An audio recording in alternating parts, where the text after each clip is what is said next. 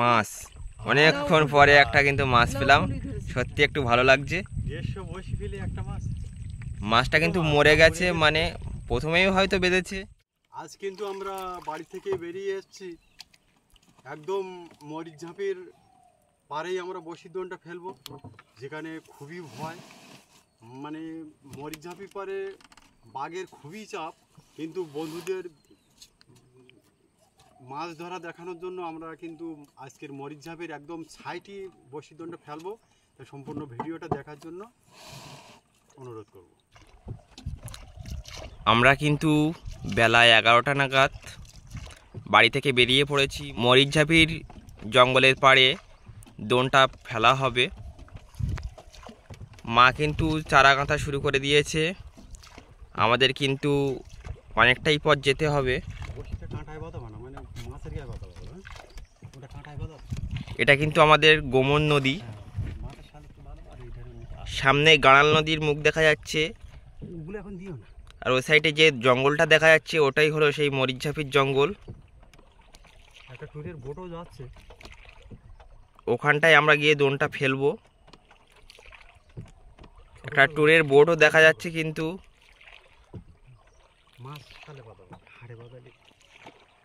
তাহলে দোন ফেলে কি মাছ পাই আপনারা দেখতে থাকুন। মাছের চারগুলো কিন্তু আগেই কেটে রেখেছিলাম।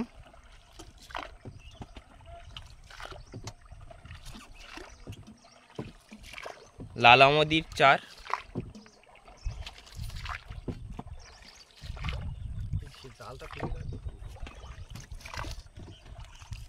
প্রচণ্ড কিন্তু রোদ, তার মধ্যেও আমাদের চলে আসতে হলো নদীতে দোন ফেলার জন্য।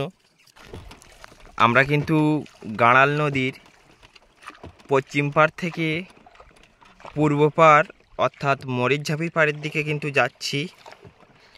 আমাদের দোনটা কিন্তু মরিচঝাঁপি পাড়েই ফেলা হবে।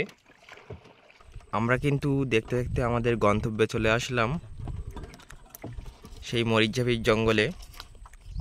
একদম কিন্তু নদীর পাড় ধরে আমরা দোনটা ফেলতে ফেলতে এগিয়ে যাব সামনের দিকে,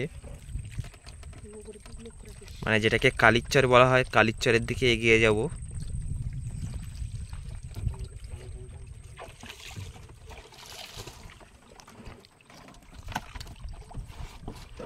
একটু ভালো করে লক্ষ্য রাখছি, মরিচঝাঁপির জঙ্গল দেখলে ভয়ঙ্কর জঙ্গল কিন্তু মরিচঝাঁপি। নান্টু তুই আস্তে আস্তে কথা বলবি, কিন্তু জঙ্গলটা কিন্তু পুরোপুরি খোলা, কোনো রকম নেটের ঘেরা দেওয়া নেই।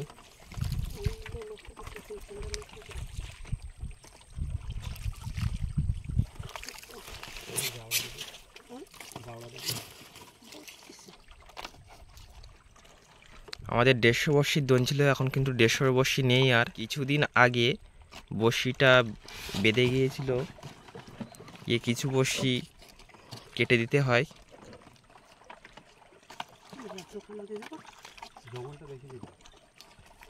তো দোন ফেলে কি মাছ পাচ্ছি আপনারা দেখুন, আর ভিডিওটা ভালো লাগলে অবশ্যই একটি লাইক করবেন। আর যে সকল বন্ধুরা চ্যানেলে নতুন আছেন অবশ্যই সাবস্ক্রাইব করতে ভুলবেন না। সাবস্ক্রাইব করে আমাদের পাশে থাকবেন প্রতিদিন নতুন নতুন ভিডিও দেখার জন্য।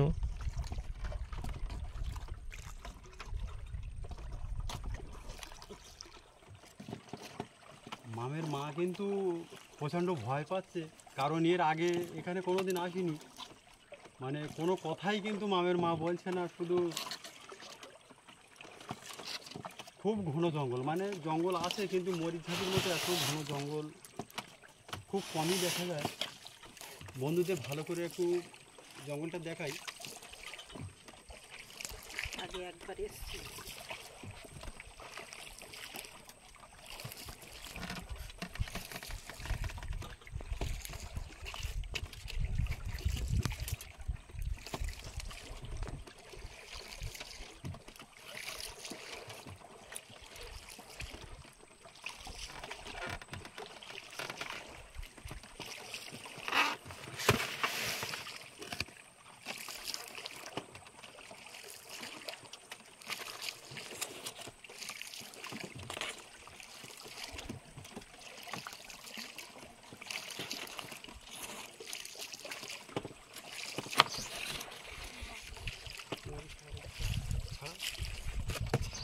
এটা কিন্তু একটা বড় কেওড়া গাছ।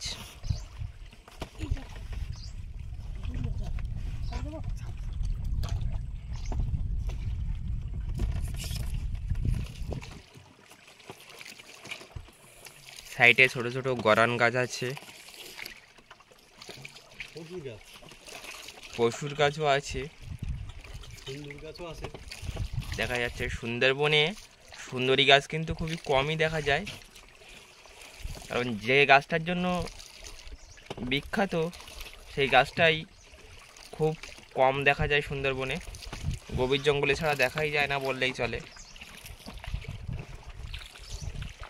আমরা দোনটা ফেলতে ফেলতে সামনের দিকে এগিয়ে যাচ্ছি।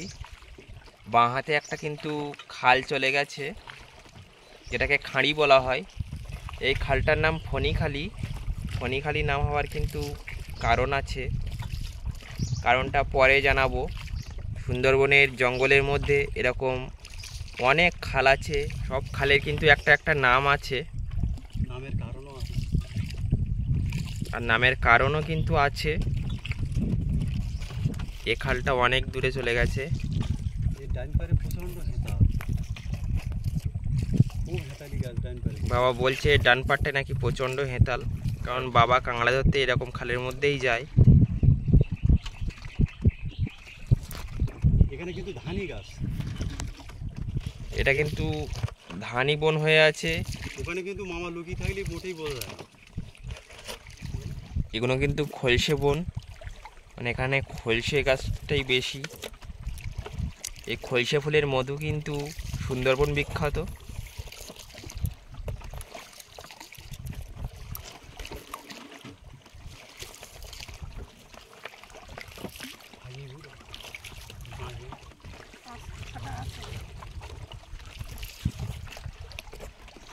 আমাদের বড়শি কিন্তু প্রায় শেষেরই পথে, তাহলে দোন তুলে দেখা যাক কী মাছ পাই।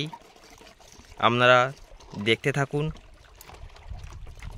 2 ঘন্টা মতো অপেক্ষা করার পর আমরা কিন্তু দোনটা তুলতে আসলাম। আমাদের দোনের খোঁটা কিন্তু এই দেখাই যাচ্ছে। তাহলে দোনটা তুলে কী মাছ পাচ্ছি আপনাদেরকে সরাসরি দেখাবো, আপনারা দেখতে থাকুন। আমাদের প্রথম বড়শির চারটা কিন্তু সেইভাবেই আছে, মানে চারায় মুখ দেইনি।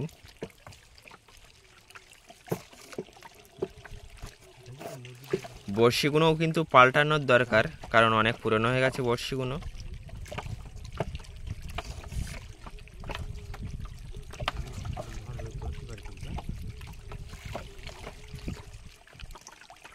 আর বন্ধুরা, এটাই কিন্তু সেই ভয়ানক জঙ্গল, মরিচঝাপির জঙ্গল। অনেকের মুখেই হয়তো শুনে থাকবেন সুন্দরবনের কথা, এই মরিচঝাপির কথা। আমরা কিন্তু দোনটা তুলতে তুলতে সামনের দিকে এগিয়ে যাব। এখন জোয়ার অনেকটাই হয়ে গেছে, আর ছবিটা ক্লিয়ার হচ্ছে না, কারণ বুঝতেই তো পারছেন প্রচণ্ড রোদ।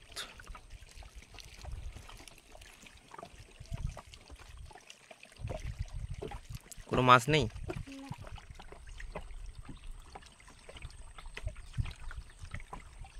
কিসের একটা আওয়াজ হয়েছে, সেজন্য কিন্তু নৌকা একটু বাইরে বাইরে রাখে। ওই সাইডটা কি একটা আওয়াজ হবে। জঙ্গল, জল আর জঙ্গল, কিছু বলার নেই কখন কি হবে। 20টা বড়শি উঠে গেছে, কোনো মাছই পেলাম না।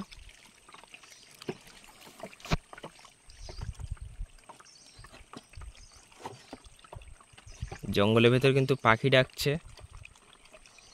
আর এই জায়গার জঙ্গলটা কিন্তু খুব ঘন জঙ্গল, দেখেই বুঝতে পারছেন।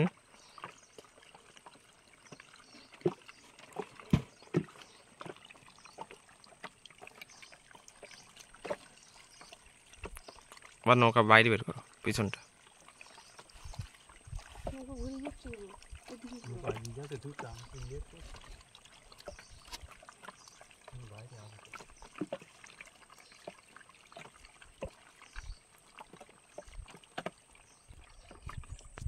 দেখতে দেখতে কিন্তু অনেকটাই বড়শি উঠে এলো, কোনো মাছের দেখা নেই।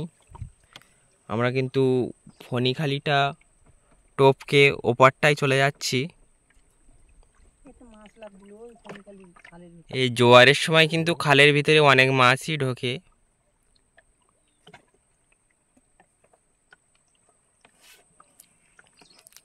সামনে দেখতে পাচ্ছেন ধানি বাগান। এখানে কিন্তু মামা লুকিয়ে থাকলে কিন্তু কোনো বোঝার উপায় নেই।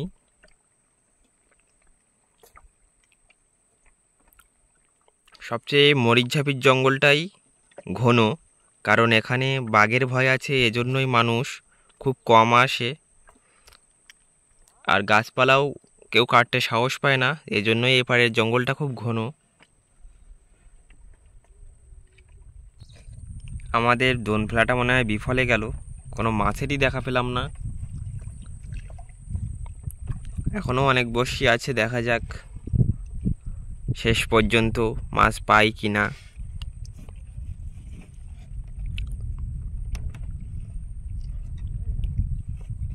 নদীতে কিন্তু অনেক নৌকায় এসছে, কেউ দোন ফেলছে, কেউ জাল ফেলছে।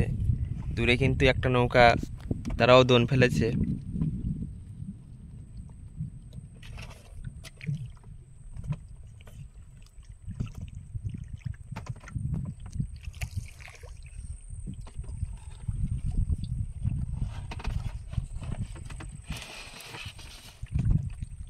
দূরে কিন্তু দেখা যাচ্ছে একটা ধুঁদুল গাছ, আর এই ধুঁদুল গাছের ফলটা কিন্তু অনেকটা পেয়ারার মতনই দেখতে দেখা যাচ্ছে। এই গাছে কিন্তু প্রচুর ফল হয়, সব পেয়ারার মতনই ফল, অনেক বড় বড়ই হয় ফলগুলো।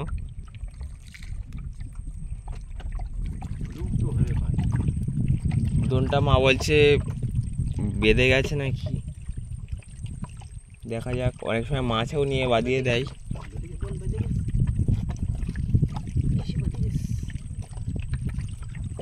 দেখো জঙ্গলে গায়ে কিন্তু নৌকা চলে যাচ্ছে।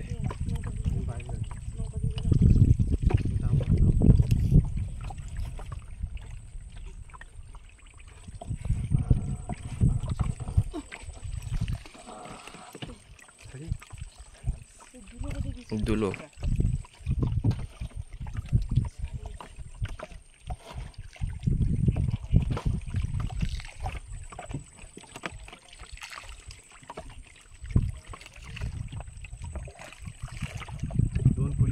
কি মাছ আছে নাকি?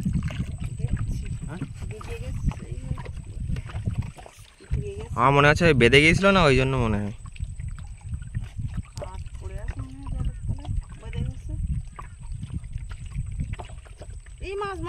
মাছ অনেকক্ষণ পরে একটা কিন্তু মাছ পেলাম, সত্যি একটু ভালো লাগছে। 150 বসি ফেলে একটা মাছ। মাছটা কিন্তু মরে গেছে, মানে প্রথমেই হয়তো বেঁধেছে। ওটা কিন্তু লাউ ফলুই। মাছটা খেতে কিন্তু খুব ভালো, মানে সেই স্বাদ। মাছটার কাঁটা কিন্তু খুব কম। চার তো সেভাবেই আছে, কোনো চার খেয়েছে, কোনোটা খায়নি।